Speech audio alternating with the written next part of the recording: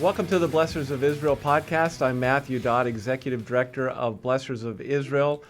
Honored to be in studio today with Pastor Rich Jones. He's the founder and chairman of Blessors of Israel. Pastor Rich, this week is another headline week with regards to Israel and all the events that are taking place in the Middle East. But I want to begin with something that happened earlier in the week called Jerusalem Day. I think it'd be helpful for our viewers to understand the significance, if they don't know, of Jerusalem Day, how it originated, but also, I think, the prophetic biblical significance moving forward. There is a lot behind it. Jerusalem Day is really the celebration of the reunification of Jerusalem after 2,000 years, really. And in 1967, as a result of the Six-Day War, Israel, for the first time in all of those generations, had seen Jerusalem unified under Israeli control. And maybe some of our listeners saw, I know you saw, the really moving scenes of the soldiers that first came into that square in front of the Western Wall, where's that last remaining portion of Herod's temple there, that foundational wall, and they wept, they cried, they prayed, it was so moving, right? Because they finally had Jerusalem. Their capital city.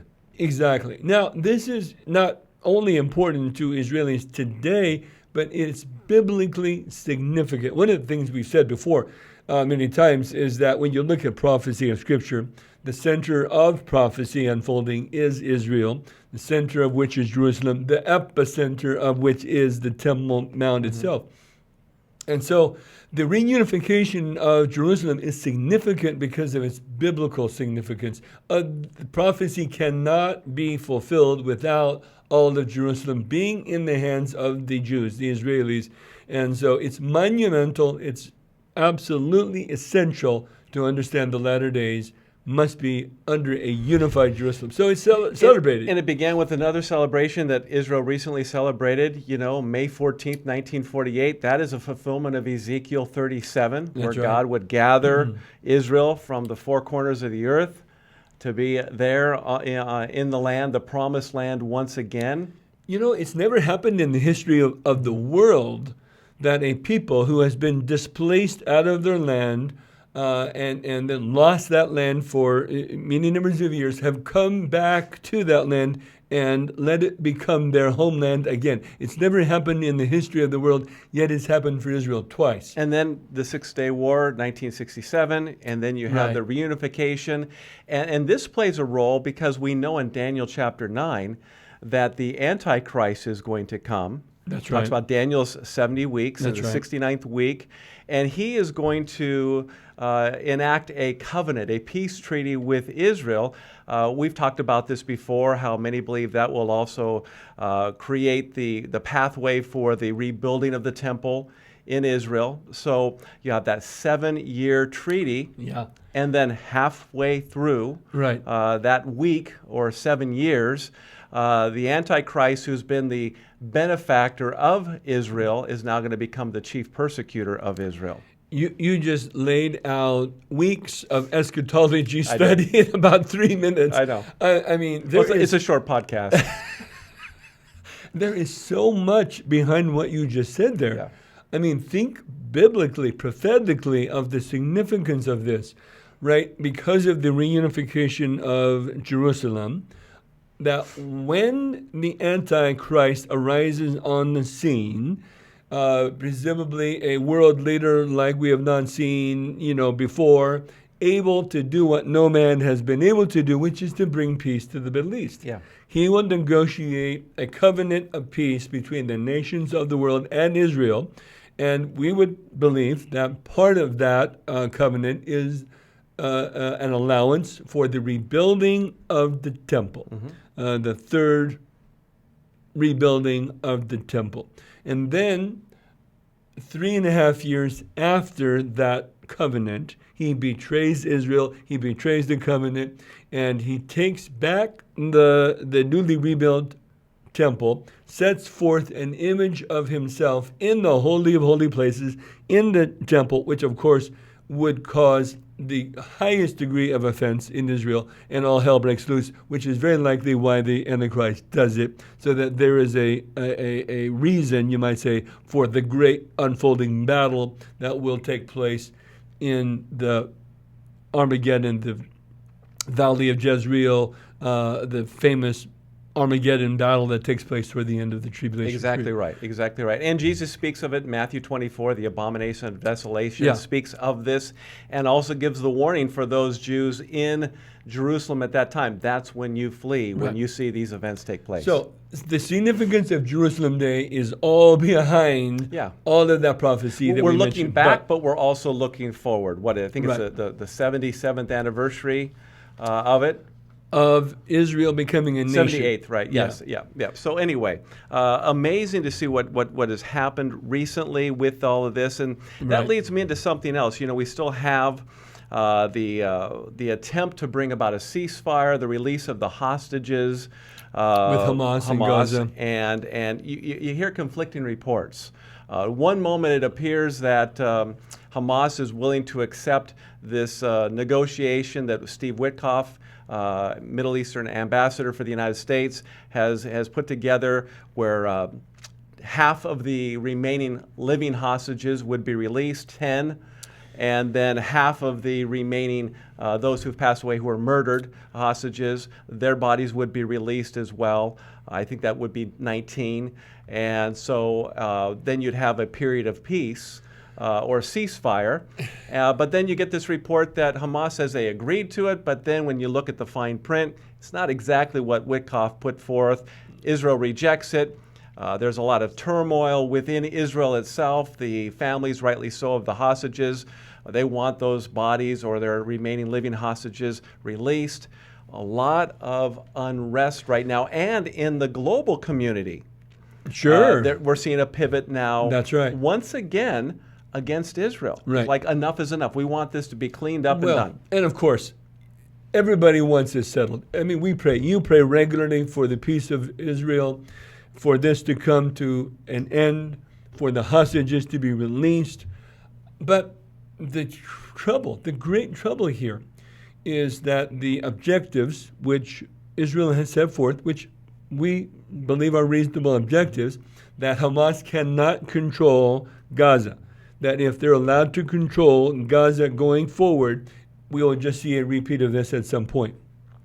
And so, therefore, there's the dilemma, right? If Hamas releases the hostages, all of them, what do they have left? What negotiation stance do they have? None. They have none whatsoever.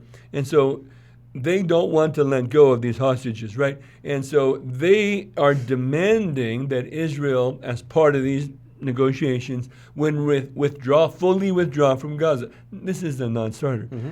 It's not going to happen. So we are still facing a great dilemma, and it will continue on and on. But your point, though, about pressure, I mean, the nations of the world are becoming impatient. We understand if there's going to be pressure from the Arab nations, the Islamic nations, but the West, there's sanctions that are being threatened against Israel. Yes. We're going to withhold weapons. We're hearing from the European nations, right. Which Netanyahu came back and said, well, if you do that, then you're inviting another Holocaust. Right. So a lot of dynamic shifting going on right now, a lot of pressure on Israel. Netanyahu is holding to what the objectives are, which is to remove Hamas from the Gaza Strip, make sure they can never do this again, that there's no existential threat. We're also seeing that the Palestinians are tired of Hamas as well. If they have the option, increasingly, it's growing. Yeah. It's growing. They would have the option. If they could move, some of them would definitely move. Sure. They would leave Gaza. Let's go back to that pressure, because the international pressure that we're seeing really is toward the idea that Israel must accept a two-state solution. Now, we talked about that before. The idea is that there would be two states, right? There would be an Israeli Jewish state, and there would be a Palestinian Arab state. And the idea, supposedly, is that they would live side by side, in blessed harmony. Like to teach the world to sing. That's the real thing, for sure. I'm sure some of our older listeners will. I get that. Yeah. We didn't get paid for that advertisement either, by the way. No. But anyway, what that means is that, or suggests that this is exactly what the Palestinian Arabs want, is to have a two-state solution. They do not want a two-state solution. What they want is a one-state solution, and by that they mean that Israel is not a state. Israel is destroyed. They really mean another Holocaust. Exactly right. That's why they say from the river to the sea, Palestine must be free. Exactly. That's why they call Israel the occupiers. This is not their rightful land according to them. Yeah. So when you ask the Palestinian Arabs, well, what part are they occupying? All of it? All of it.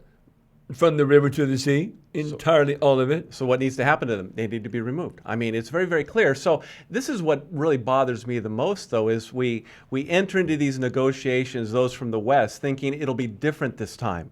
And I often wonder, what is it going to take for these leaders to listen to what the Palestinians, the Iranians, other those in the Arab nations are saying, and really take it for face value.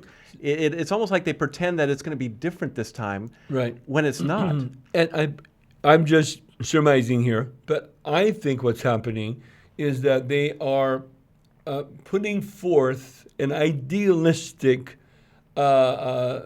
idea that is reasonable. It's like, well, let's be reasonable here. I mean, the reasonable thing is that you would want to build a nation, that you would want to be neighbors, that you would want to rebuild Hamas or Gaza to be a resort. It's such a beautiful part of the coastline.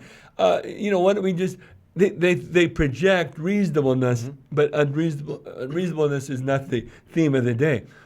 Palestinian Arabs in that area do not want peace. They want destruction. That's exactly They want right. Israel. And so we can't just presume that there's reasonable people doing reasonable things. That's the problem.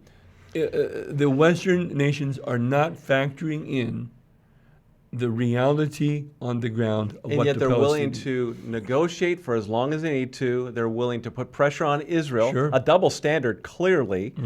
And Hamas and Iran and the Houthis and Hezbollah, they know that they've got money on their side. They've got the news industry on their side. They've got higher education on their side, corporations on their side. All they need to do is outlast the current occupier of the White House, right, and Congress, and guess what? They get to roll in their agenda. We see it over and over. And by the way, they'll take all the money so that they can rebuild and attack once again. So Israel's objective appears that they're holding forth is they are going to control all of Gaza. At this point, I believe recent numbers are that they control like 75, 77%. That's what Hamas said. That's a huge number. It is. And they aim to control all of it. So what does the long term look like?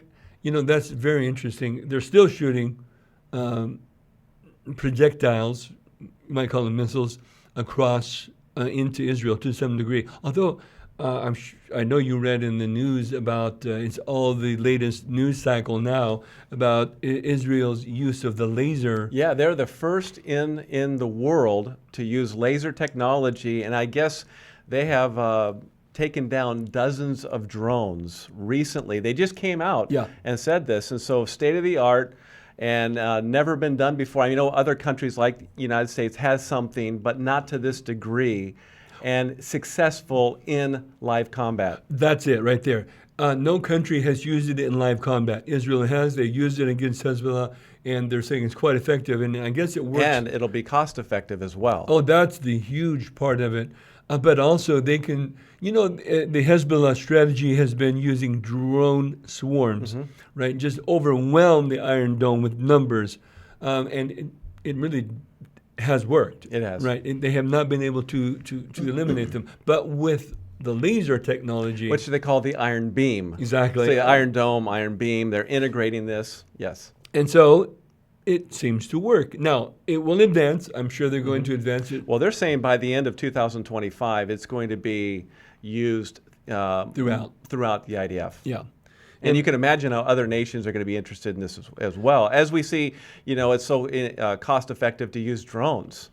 I mean, and then here we're using, very expensive weaponry to take down those drones. Now you can use these lasers. Right. Have the same effect, pennies on the dollar. Exactly right. So that's very significant. And Israel has to depend on anybody else. That's another important thing. They don't, for defensive munitions, need to rely on other countries who are threatening, or even the United States under Biden. They were threatening to hold back certain munitions from Israel. Now they can be independent of that. Now, I also know that they are developing their own munitions. They are looking to become more independent of that, so that way they can really chart their own course in terms of self-defense. But there's still a grave concern over Iran and their nuclear program. And I think that is a topic we should really discuss also, because, there's been pressure. Our administration here has been pressuring Israel to settle this. I mean, President Trump wants it on his record, that he's the one that brought about peace in Israel. And it's resonating. People love to hear about peace. They don't want, these protracted wars. And unfortunately, he inherited a mess when he came into the office. And now he has Russia, Ukraine. He has what's going on in the Middle East. We're concerned in the Asia sphere as well. There are a lot of hot areas that can go kinetic, and some have argued we're already kinetic in many ways. And, of course, we thought that Israel would have already by now really done something to prevent Iran from getting When Trump came into office, he was making it sound like, here, we're going to go after it, but then he has really put forth the diplomatic angle first. Yeah, that's funny. Right? Yeah, yes, they're trying the diplomatic effort. And again, Trump wants it on his record, right, that he's the one who solved this whole problem with Iran. He wants the Nobel Peace Prize. But step back and look at this for a moment. I mean, Iran is insisting that their nuclear program is just for, energy, to supply their energy needs of their people. And yet, what does it cost for... It's less than half a cent per kilowatt hour. It's one of the cheapest in the world. And you know what? Using natural gas because of the reserves. You know what we pay here in America? I think it's like average, like 18 to 25 cents, something like a kilowatt hour. Depends on if you're in California or not. And then they tax you on top of that. It's probably way higher in California. But anyway, my point, the average cost is like 18, 20 cents or so per kilowatt hour. In Iran, it's like 0.04 cents. No, exactly. Right. 0.0004 cents. And so why do they need it then if already they have the least expensive, cheapest electricity in the world? Obviously, everybody knows what the real story is. And Daniel Greenfield wrote an excellent article about this, saying, listen, why would Iran risk $1 trillion worth of sanctions if all they're going to gain is a little bit of economic benefit by having nuclear power? It doesn't even make sense. They're right. It doesn't they make have sense. The reserves that are the third largest in the world, natural gas that they're sitting on. So everybody knows. No one is fooled by this.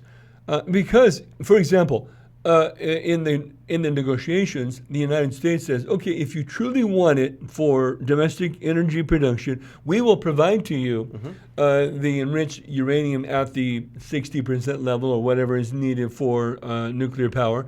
It's actually much lower than that. It's like 3%.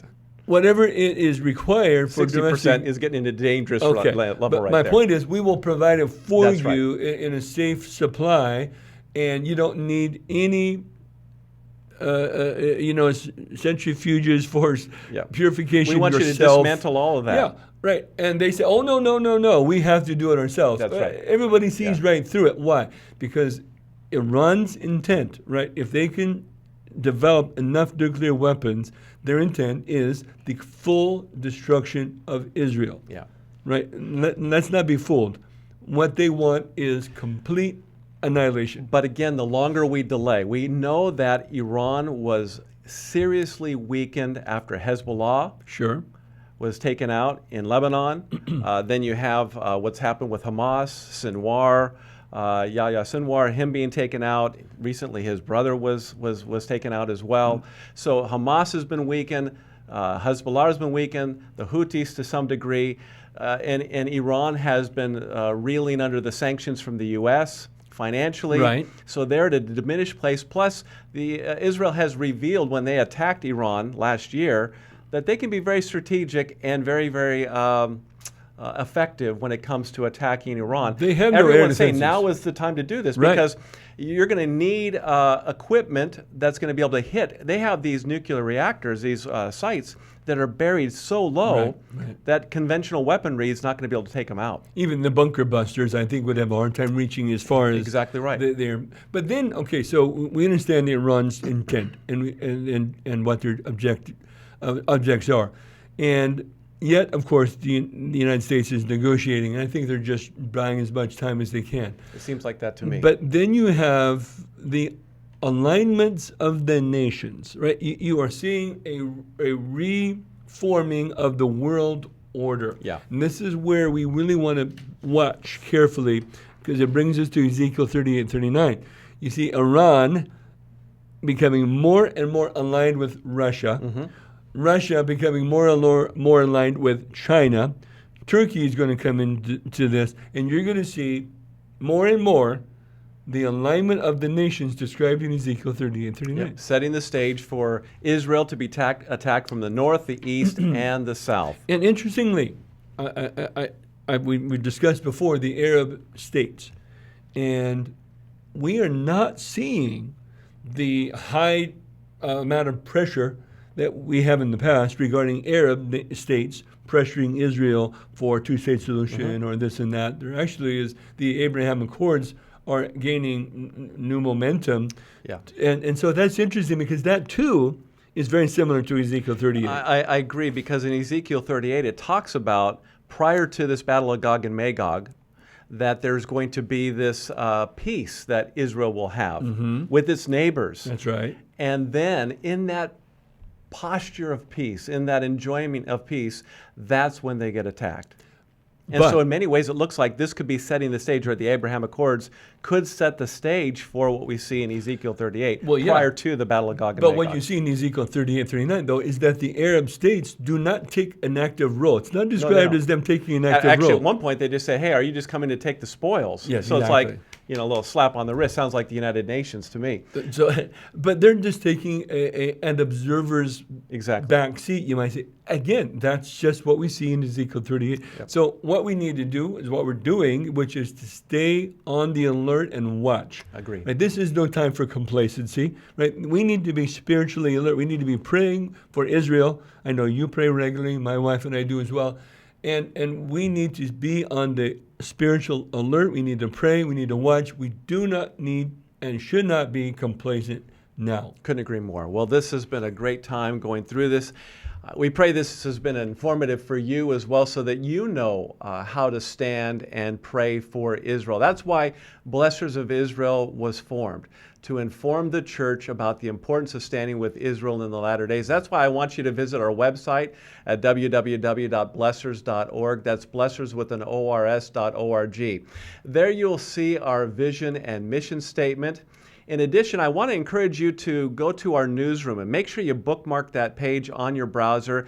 There you will see the latest news concerning Israel and the Middle East. We want you to be the best informed when it comes to standing with Israel and her people. You'll see original articles with a biblical, prophetic perspective. You'll also see curated news concerning Israel and the Middle East as well. By the way, if you haven't done so, make sure you like this podcast and subscribe to this channel.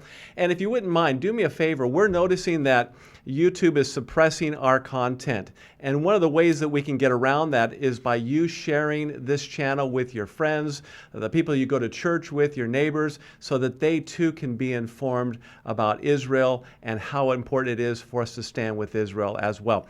The other thing I'd like to have you do is follow us on Facebook, Getter, and X. And we appreciate your prayers and your financial partnership as we build this new and important ministry. Remember, those who bless Israel will be blessed. Shalom, shalom.